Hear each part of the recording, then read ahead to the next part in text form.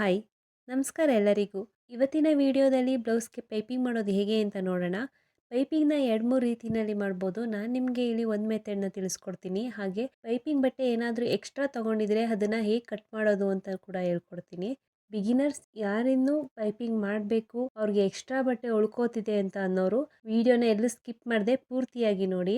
Just piping ಮಾಡಬೇಕು ಅಷ್ಟೇ, ಹಾಗೆ ಸೈಡ್ ಸ್ಟಿಚಿಂಗ್ ಮಾತ್ರ ಹಾಕಬೇಕು. ನಾನಿಲ್ಲಿ ಪೈಪಿಂಗ್ ಮಾಡೋದಕ್ಕೆ ಸ್ಯಾರಿ ಪೀಸನ್ನು ತೊಗೊಂಡಿದ್ದೀನಿ. ಸ್ಯಾರಿ ಪೀಸು ಕಾಂಟ್ರಾಸ್ಟ್ ಕಲರಲ್ಲಿದೆ, ಹಾಗಾಗಿ ನಾನಿಲ್ಲಿ ಸ್ಯಾರಿ ಪೀಸನ್ನು ತೊಗೊಂಡಿದ್ದೀನಿ.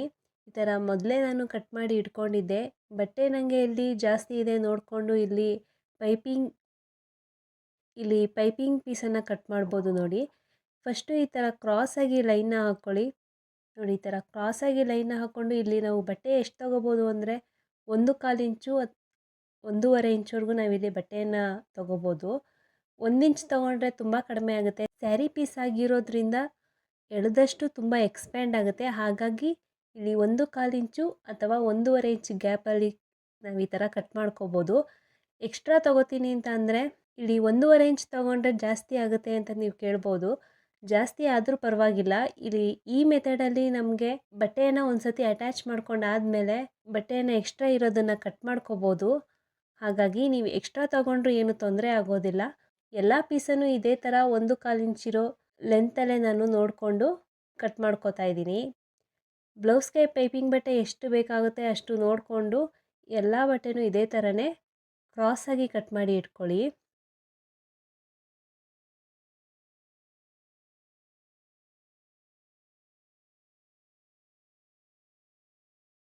ನೋಡಿ, ನಾನು ಇವಾಗ ಕಟ್ ಮಾಡ್ಕೊಂಡಿದ್ದಾಗಿದೆ. ಇವಾಗ ಯಾವುದಾದ್ರೂ ಒಂದು ಪೀಸನ್ನು ತಗೊಳ್ಳಿ. ಈ ಥರ ಸೀದಾ ಮೇಲೆ ಇರಲಿ. ಹಾಗೆ ಇನ್ನೊಂದು ಪೀಸ್ ತಗೊಂಡು ಅದು ಸೀದಾ ಒಳಗಡೆ ಇರೋ ಥರ ನೋಡಿಕೊಂಡು ಈ ಥರ ಕ್ರಾಸಾಗಿ ಬಟ್ಟೆಯನ್ನು ಇಟ್ಟು ಇಲ್ಲಿ ಕ್ರಾಸಾಗಿ ಹೊಲಿಗೆಯನ್ನು ಹಾಕ್ಕೋಬೇಕು. ನೋಡಿ, ಈ ಥರ ಕ್ರಾಸಾಗಿ ಆಗಿದ್ದಾದಮೇಲೆ ನೆಕ್ಸ್ಟು ಅದೇ ಬಟ್ಟೆಯನ್ನು ಈ ಥರ ಮಡಚಿ ಇನ್ನೊಂದು ಪೀಸು ಸೀದಾ ಒಳಗಡೆ ಈ ಥರ ಕೊಟ್ಟು ಇಲ್ಲೂ ಕೂಡ ಅಷ್ಟೇ ಕ್ರಾಸಾಗಿ ಹೊಲಿಗೆಯನ್ನು ಹಾಕ್ಕೊಳ್ಳಿ. ಎಲ್ಲ ಪೀಸನ್ನು ಕೂಡ ಇದೇ ಥರನೇ ಕ್ರಾಸಾಗಿ ಸ್ಟಿಚ್ಚನ್ನು ಹಾಕ್ಕೋಬೇಕು. ಸ್ಟ್ರೈಟಾಗಿ ಹಾಕೋದ್ರಿಂದ ಏನಾಗುತ್ತೆ ಅಂದರೆ ಬಟ್ಟೆ ನಮಗೆ ಎಕ್ಸ್ಪ್ಯಾಂಡ್ ಆಗೋದಿಲ್ಲ, ಹಾಗೆ ಪೈಪಿಂಗ್ ಕೂಡ ಚೆನ್ನಾಗಿ ಬರೋದಿಲ್ಲ. ನಾವಿಲ್ಲಿ ಪೈಪಿಂಗ್ ಮಾಡೋದಕ್ಕೂ ಹಾಗೂ ಎಮ್ಮಿಂಗ್ ಮಾಡೋದಕ್ಕೂ ಇದೇ ಥರನೇ ಕ್ರಾಸಾಗಿ ಸ್ಟಿಚ್ಚನ್ನು ಹಾಕ್ಕೋಬೇಕು. ಇವಾಗ ಬಟ್ಟೆ ಜಾಸ್ತಿ ಇದೆ, ಹಾಗಾಗಿ ನಾನು ಇದನ್ನು ಸ್ಟಿಚ್ ಮಾಡ್ಕೊಂಡಿದ್ದ ಪಕ್ಕದಲ್ಲೇ ಈ ಥರ ಕಟ್ ಮಾಡ್ಕೋತಾ ಇದ್ದೀನಿ ಎಲ್ಲ ಬಟ್ಟೆನೂ. ನೋಡಿ, ಹೊಲ್ದಿದ್ದಾದಮೇಲೆ ಈ ಥರ ಸ್ಟ್ರೈಟಾಗಿ ಈ ಥರ ಬರಬೇಕು.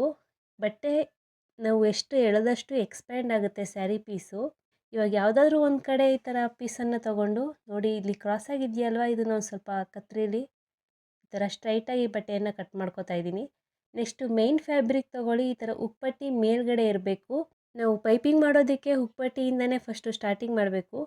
ಇವಾಗ ನಮ್ಮದು ಪೈಪಿಂಗ್ ಪೀಸ್ ಏನಿದೆ ಅದನ್ನು ಈ ಥರ ಮೇಲ್ಗಡೆ ಇಟ್ಟು ಸ್ವಲ್ಪ ಬಟ್ಟೆಯನ್ನು ಈ ಥರ ಮಡಚಿ 1/4 ಇಂಚ್ ಗ್ಯಾಪು ಅಥವಾ 1/4 ಇಂಚ್ಗಿಂತ ಸ್ವಲ್ಪ ಜಾಸ್ತಿನೇ ಬಟ್ಟೆ ನೋಡಿಕೊಂಡು ಈ ಥರ ಹೊಲಿಗೆಯನ್ನು ಹಾಕ್ಕೋಬೇಕು. ಫಸ್ಟು ಇಲ್ಲಿ ರಫ್ ಸ್ಟಿಚ್ಚನ್ನು ಹಾಕ್ಕೊಳ್ಳಿ. ಇದು ಸ್ಯಾರಿ ಪೀಸ್ ಆಗಿರೋದ್ರಿಂದ ನಾವು ಎಳೆದಷ್ಟು ಎಕ್ಸ್ಪ್ಯಾಂಡ್ ಆಗುತ್ತೆ, ಹಾಗಾಗಿ ತುಂಬ ಬಟ್ಟೆಯನ್ನು ಎಳೆಯೋದಕ್ಕೆ ಹೋಗಬಾರ್ದು. ಸ್ವಲ್ಪನೇ ಬಟ್ಟೆಯನ್ನು ಎಳೆದು ಮೇನ್ ಫ್ಯಾಬ್ರಿಕ್ ಇರುತ್ತಲ್ವ ಅದಕ್ಕೆ ಅಟ್ಯಾಚ್ನ ಈ ಥರ ಮಾಡ್ಕೋಬೇಕು. ನೋಡಿ, ಈ ಥರ ಸ್ವಲ್ಪನೇ ಬಟ್ಟೆಯನ್ನು ಎಳೆದು ಕೊಡಬೇಕು. ಇಲ್ಲಿ ನಾವೇನು ಶೋಲ್ಡರ್ ಪಟ್ಟಿ ಅಟ್ಯಾಚ್ ಮಾಡಿರ್ತೀವಿ ಅದು ಬ್ಯಾಕ್ ಸೈಡ್ ಇರೋ ಥರ ನೋಡ್ಕೊಳ್ಳಿ. ಬ್ಯಾಕ್ ಸೈಡ್ ಇರೋ ಥರ ನೋಡಿಕೊಂಡು ಈ ಥರ ಹೊಲಿಗೆನ ಎರಡೂ ಬಟ್ಟೆ ಸಮವಾಗಿ ನೋಡಿಕೊಂಡು ಬಟ್ಟೆಯನ್ನು ಹೊಲ್ಕೋಬೇಕು. ಒಂದೇ ಲೈನಾಗಿ ನಮಗೆ ಹೊಲಿಗೆ ಬರಬೇಕು. ಒಂದು ಕಡೆ ಚಿಕ್ಕ ಒಂದು ಕಡೆ ದೊಡ್ಡ ಆ ಥರ ಮಾಡೋದಕ್ಕೆ ಹೋಗಬೇಡಿ. ಎಲ್ಲ ಸೈಡು ಕೂಡ ಒಂದೇ ಸಮವಾಗಿ ಹೊಲಿಗೆ ಬರೋ ಥರ ನೋಡ್ಕೊಳ್ಳಿ. ಇಲ್ಲಿ ನಮಗೆ ರೌಂಡ್ ಶೇಪಲ್ಲಿ ಏನಿದೆ ಮೇನ್ ಫ್ಯಾಬ್ರಿಕ್ ಅದೇ ರೀತಿಯಲ್ಲಿ ತಿರುಗಿಸ್ಕೊಂಡು ಪೈಪಿಂಗ್ ಪೀಸನ್ನು ಈ ಥರ ಅಟ್ಯಾಚ್ ಮಾಡ್ಕೋಬೇಕು.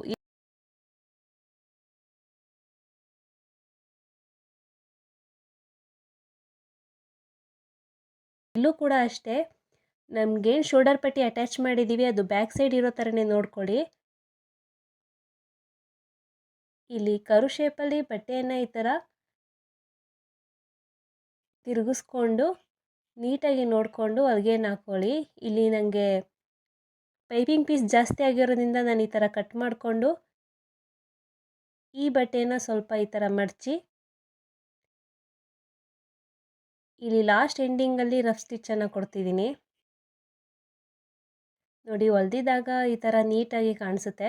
ಈ ಕರ್ವ್ ಶೇಪಲ್ಲಿ ಎಲ್ಲೆಲ್ಲಿದೆ ಅಲ್ಲಿಗೆ ಈ ಥರ ನಾಚನ್ನು ಹಾಕೋಬೇಕು. ಇಲ್ಲಿ ರೌಂಡ್ ಶೇಪಲ್ಲಿ ಮಾತ್ರ ಈ ಥರ ನಾಚನ್ನು ಹಾಕೋತಾ ಇದ್ದೀನಿ. ಸ್ಯಾರಿ ಪೂರ್ತಿ ಈ ಥರ ನಾಚನ್ನು ಹಾಕೊಳ್ಳೋದಕ್ಕೆ ಹೋಗಬೇಡಿ, ಶೋಲ್ಡರ್ ಡ್ರಾಪ್ ಆಗೋ ಚಾನ್ಸಸ್ ಇರುತ್ತೆ. ಹಾಗಾಗಿ ಕರ್ವ್ ಶೇಪ್ ಎಲ್ಲಿದೆ ಅಲ್ಲಿಗೆ ಮಾತ್ರ ಈ ಥರ ನಾಚನ್ನು ಹಾಕ್ಕೊಳ್ಳಿ.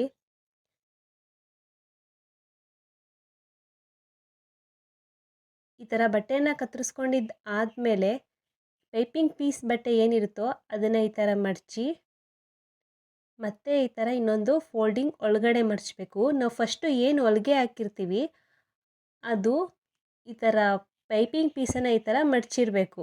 ನೋಡಿ ಈ ಥರ ಮಡಚಿ, ನಮಗೆ ಇಲ್ಲಿ ಪೈಪಿಂಗ್ ದಪ್ಪ ಬೇಕು ಅಂತಂದರೆ ಇಲ್ಲಿ ಬಟ್ಟೆನ ಸ್ವಲ್ಪ ಅಗಲ ಮಾಡ್ಕೋಬೋದು. ಸಣ್ಣ ಬೇಕು ಅಂತ ಅಂದರೆ ಸ್ವಲ್ಪ ಸಣ್ಣದಾಗಿ ಈ ಥರ ಫಸ್ಟು ಹೊಲ್ಕೋಬೇಕು. ನೋಡಿ ಈಗ ನಾವು ಫಸ್ಟು ಏನು ಬಟ್ಟೆಯನ್ನು ಹೊಲ್ದಿದ್ದೀವಿ ಅದು ಒಳಗಡೆ ಇರೋ ಥರ ನೋಡಿಕೊಂಡು ಪೈಪಿಂಗ್ ಬಟ್ಟೆ ಅದನ್ನು ಈ ಥರ ಮಡಚಿ ಹೊಲಿಗೆಯನ್ನು ಹಾಕೋಬೇಕು. ಹೊಲಿಗೆ ಹಾಕೋಬೇಕಿದ್ರೆ ತುಂಬ ಎಡ್ಜಲ್ಲಿ ಹಾಕೊಳ್ಳೋದಕ್ಕೆ ಹೋಗಬೇಡಿ, ಸ್ವಲ್ಪ ಮಧ್ಯದಲ್ಲೂ ಅಲ್ಲ, ಆ ಥರ ಗ್ಯಾಪ್ ನೋಡಿಕೊಂಡು ಹಾಕ್ಕೊಳ್ಳಿ. ಇಲ್ಲೂ ಕೂಡ ಅಷ್ಟೇ, ಬಟ್ಟೆಯನ್ನು ಹೊಲ್ಕೋಬೇಕಿದ್ರೆ ಒಂದೇ ಸಮವಾಗಿ ಇರೋ ಥರ ನೋಡಿಕೊಂಡು ಹೊಲಿಗೆಯನ್ನು ಹಾಕೋಬೇಕು. ಇದೇ ಥರನೇ ಪೂರ್ತಿ ಬ್ಲೌಸ್ ಹಾಕೋಬೇಕು. ಒಳಗಡೆ ಬಟ್ಟೆ ಇದೆಯಾ ಇಲ್ವಾ, ಪೈಪಿಂಗ್ ಬಟ್ಟೆ ಕರೆಕ್ಟಾಗಿ ನಾವು ಮಡಚಿದ್ದೀವಾ ಇಲ್ವಾ ಅಂತ ನೋಡಿಕೊಂಡು ಹೊಲಿಗೆಯನ್ನು ಹಾಕೋಬೇಕು. ಈ ಥರ ಮಾಡೋದ್ರಿಂದ ನಾವು ಲಾಸ್ಟ್ ಪೈಪಿಂಗ್ ಮಾಡಬೇಕಾದ್ರೆ ಎಕ್ಸ್ಟ್ರಾ ಬಟ್ಟೆ ಏನಿರುತ್ತೆ ಅದು ಕಾಣೋದಿಲ್ಲ, ನೀಟಾಗಿ ಪೈಪಿಂಗ್ ಬಂದಿರುತ್ತೆ. ಮೇಲ್ಗಡೆನೂ ಕೂಡ ನೀಟಾಗಿ ಬಂದಿರುತ್ತೆ, ಹಾಗೆ ಒಳಗಡೆನೂ ಕೂಡ ನೀಟಾಗಿ ಬಂದಿರುತ್ತೆ. ಹಾಗಾಗಿ ಫಸ್ಟು ನಾವು ಬಟ್ಟೆ ಏನು ಹೊಲ್ದಿರ್ತೀವಿ ಅದು ಒಳಗಡೆ ಇದೆಯಾ ಇಲ್ವಾ ಅಂತ ನೋಡಿಕೊಂಡು ಪೈಪಿಂಗ್ ಬಟ್ಟೆನ ಈ ಥರ ಮಡಚಿ ನೀಟಾಗಿ ಪೈಪಿಂಗ್ ಬಟ್ಟೆನ ಈ ಥರ ಮಡ್ಚ್ಕೋಬೇಕು. ನೋಡಿ ನಾನು ಇವಾಗ ಹೊಲ್ಕೊಂಡಿದ್ದಾಗಿದೆ ಒಳಗಡೆ ಹೇಗೆ ಕಾಣ್ತಿದೆ ಅನ್ನೋದನ್ನು ನಿಮ್ಗೆ ತೋರಿಸ್ತೀನಿ. ಈ ಥರ ಎಕ್ಸ್ಟ್ರಾ ಬಟ್ಟೆ ಏನಿರುತ್ತೋ ಇದನ್ನು ನಾವಿಲ್ಲಿ ಕಟ್ ಮಾಡ್ಕೋಬೋದು.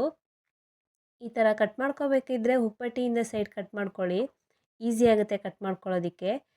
ಕಟ್ ಮಾಡ್ಕೋಬೇಕಾದ್ರೆ ನಾವು ಏನು ಹೊಲಿಗೆ ಹಾಕಿರ್ತೀವಿ ಅದ್ರ ಪಕ್ಕದಲ್ಲೇ ನಾವು ಕಟ್ ಮಾಡ್ಕೋಬೇಕು, ಪಕ್ಕದಲ್ಲೇ ಕಟ್ ಮಾಡ್ಕೋಬೇಕು. ಇಲ್ಲಿ ನೋಡಿಕೊಂಡು ಕಟ್ ಮಾಡ್ಕೊಳ್ಳಿ, ನಾವೇನು ಸ್ಟಿಚ್ ಹಾಕಿರ್ತೀವೋ ಅದು ಕಟ್ಟಾಗೋ ಚಾನ್ಸಸ್ ಇರುತ್ತೆ. ಹಾಗಾಗಿ ಇಲ್ಲಿ ನೋಡಿಕೊಂಡು ಬಟ್ಟೆ ಎಕ್ಸ್ಟ್ರಾ ಎಷ್ಟಿದೆ ಅಷ್ಟನ್ನು ಪೂರ್ತಿ ನಾವಿಲ್ಲಿ ಕಟ್ ಮಾಡ್ಕೋಬೋದು. ನೀವೇನಾದರೂ 1.5 ಇಂಚ್ ಬಟ್ಟೆ ತೊಗೊಂಡಿದ್ದೀನಿ ಅಂತ ಅಂದರೂ ಕೂಡ ಈ ಮೆಥಡ್ ಯೂಸ್ ಮಾಡೋದ್ರಿಂದ ಎಕ್ಸ್ಟ್ರಾ ಬಟ್ಟೆ ಕೂಡ ಕಟ್ ಮಾಡ್ಬೋದು. ಹಾಗೆ ಪೈಪಿಂಗ್ ಆದಮೇಲೆ ಎಕ್ಸ್ಟ್ರಾ ಬಟ್ಟೆ ನಮಗೇನು ಕಾಣಿಸೋದಿಲ್ಲ, ತುಂಬ ಕ್ಲೀನಾಗಿ ಪೈಪಿಂಗ್ ಅನ್ನೋದು ಬಂದಿರುತ್ತೆ. ನೋಡಿ ನಾನು 1/4 ಇಂಚ್ ಬಟ್ಟೆ ತೊಗೊಂಡ್ರೂ ಕೂಡ ನನಗೆ ಇಲ್ಲಿ ಬಟ್ಟೆ ಎಷ್ಟು ಮಿಕ್ಕಿದೆ, ಇದನ್ನು ಪೂರ್ತಿ ನಾನು ಈ ಥರ ಕಟ್ ಮಾಡ್ಕೋತೀನಿ. ಇದು ಕಟ್ ಮಾಡಿ ಆಗಿದೆ. ನೋಡಿ ಪೂರ್ತಿ ಬ್ಲೌಸ್ ತೋರಿಸ್ತೀನಿ ಯಾವ ಥರ ಕಾಣುತ್ತೆ ಅಂತೇಳಿ.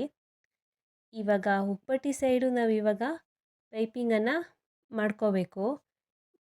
ಇವಾಗ ಇಲ್ಲಿ ಎಷ್ಟು ದಪ್ಪ ಬೇಕು ಪೈಪಿಂಗು ನಾವು ಅಷ್ಟು ದಪ್ಪ ಪೈಪಿಂಗನ್ನು ಮಾಡ್ಬೋದು. ನಾನಿಲ್ಲಿ ಸ್ವಲ್ಪ ಸಣ್ಣದಾಗೇ ಕೊಡ್ತಿದ್ದೀನಿ. ಈ ಥರ ಬಟ್ಟೆಯನ್ನು ಮಡಚಿ ಈ ಥರ ನೋಡಿ ಸಣ್ಣದಾಗಿ ಈ ಥರ ಇಟ್ಕೊಂಡು ಬಟ್ಟೆಯನ್ನು ಹೊಲ್ಕೋಬೇಕು. ಇಲ್ಲಿ ಫಸ್ಟು ನಾವು ಏನು ಬಟ್ಟೆಯನ್ನು ಪೈಪಿಂಗಿಗೆ ಅಂತ ಮಡ್ಚಿತೀವಿ ಅದೇ ಥರ ಸಮವಾಗಿ ಪೂರ್ತಿ ಬ್ಲೌಸ್ ಪೈಪಿಂಗನ್ನು ನಾವು ಈಸಿಯಾಗಿ ಮಡ್ಚ್ಕೋಬೋದು. ಇಲ್ಲಿ ನೋಡಿಕೊಂಡು ಒಂದೇ ಲೈನಾಗಿ ಪೈಪಿಂಗ್ ಬರ್ತಿದೆಯಾ ಇಲ್ವಾ ಅಂತ ನೋಡಿಕೊಂಡು ಬಟ್ಟೆಯನ್ನು ಹೊಲಿಗೆ ಹಾಕ್ಕೊಳ್ಳಿ. ಇಲ್ಲಿ ಪೈಪಿಂಗ್ ಮಾಡಬೇಕಾದ್ರೆ ನಮಗೆ ಏನು ಪೈಪಿಂಗ್ ಪೀಸು ಹಾಗೆ ಮೇನ್ ಫ್ಯಾಬ್ರಿಕ್ ಇರುತ್ತೋ ಅದ್ರ ಮಧ್ಯೆ ನಮಗೆ ಹೊಲಿಗೆ ಬರಬೇಕು. ನೋಡಿ ಇಲ್ಲಿ ಬಟ್ಟೆಯನ್ನು ಕೊಡಬೇಕಿದ್ರೆ ಈ ಥರ ನಮಗೆ ಒಳಗಡೆ ಯಾವುದೇ ಥರ ಎಕ್ಸ್ಟ್ರಾ ಬಟ್ಟೆ ಕಾಣಿಸೋದಿಲ್ಲ. ಇಲ್ಲಿ ಹೊಲಿಗೆ ಹಾಕೋದಿರಬೇಕಾದ್ರೆ ಎರಡರ ಮಧ್ಯೆ ಹಾಕ್ಕೊಳ್ಳಿ. ಪೈಪಿಂಗ್ ಬಟ್ಟೆ ಪೀಸ್ ಮೇಲೇ ಹೋದರೆ ಲಾಸ್ಟ್ ಪೈಪಿಂಗ್ ಎಲ್ಲ ಆದಮೇಲೆ ಬ್ಲೌಸ್ ಹಾಕ್ಕೊಂಡಾಗ ಎತ್ಕೊಳ್ಳೋದು ರೀತಿನಲ್ಲಿ ಆಗ್ತಿರುತ್ತೆ. ಹಾಗಾಗಿ ಏನು ಮೇಯ್ನ್ ಫ್ಯಾಬ್ರಿಕ್ಕು ಪೈಪಿಂಗ್ ಬಟ್ಟೆ ಇರುತ್ತೋ ಅದ್ರ ಮಧ್ಯದಲ್ಲಿ ನೋಡಿಕೊಂಡು ಹೊಲಿಗೆಯನ್ನು ಹಾಕೋಬೇಕು.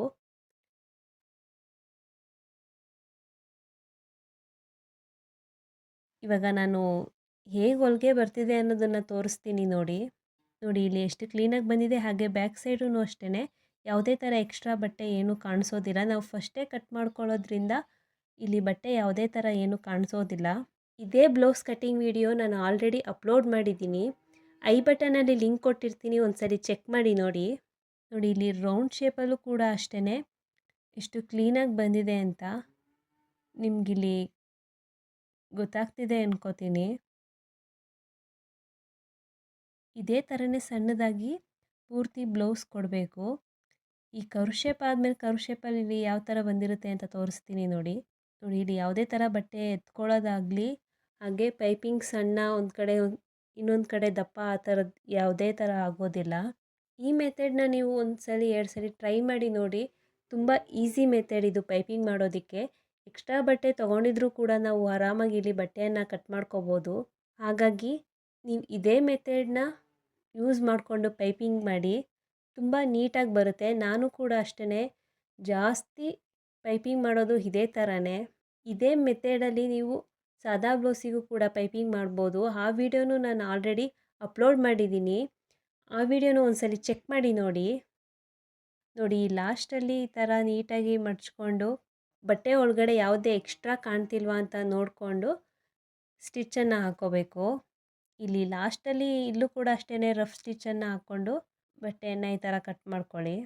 ನೋಡಿ ಯಾವ ಥರ ಬಂದಿದೆ ಅಂತ ನಾನಿಲ್ಲಿ ತೋರಿಸ್ತೀನಿ. ಎಷ್ಟು ಕ್ಲೀನಾಗಿ ಒಂದೇ ಸಮವಾಗಿ ಪೈಪಿಂಗ್ ಬಂದಿದೆ. ಯಾವುದೇ ಥರ ನುಳ್ಕೊಂಡಿದ್ದಾಗಲಿ ಇಲ್ಲ ಒಳಗಡೆ ಪೈಪಿಂಗ್ ಹೋಗೋ ಥರ ಆಗಲಿ ಯಾವುದೇ ರೀತಿಯಲ್ಲಿ ಎಲ್ಲೂ ಆಗಿಲ್ಲ. ಈ ಥರ ಪೈಪಿಂಗ್ ಮಾಡೋದ್ರಿಂದ ಯಾವುದೇ ಥರದ್ದು ಪ್ರಾಬ್ಲಮ್ ಎಲ್ಲೂ ಬರೋದಿಲ್ಲ. ನೋಡಿದ್ರಲ್ಲ ಎಷ್ಟು ಈಸಿಯಾಗಿ ನಾವು ಪೈಪಿಂಗನ್ನು ಮಾಡ್ಬೋದು ಅಂತ. ಈ ವಿಡಿಯೋ ನಿಮಗೆ ಇಷ್ಟ ಆಗಿದ್ದರೆ ಪ್ಲೀಸ್ ಲೈಕ್ ಮಾಡಿ, ಶೇರ್ ಮಾಡಿ, ಹಾಗೆ ನನ್ನ ಚಾನಲ್ನ ಸಬ್ಸ್ಕ್ರೈಬ್ ಮಾಡ್ಕೊಳ್ಳಿ. Thank you.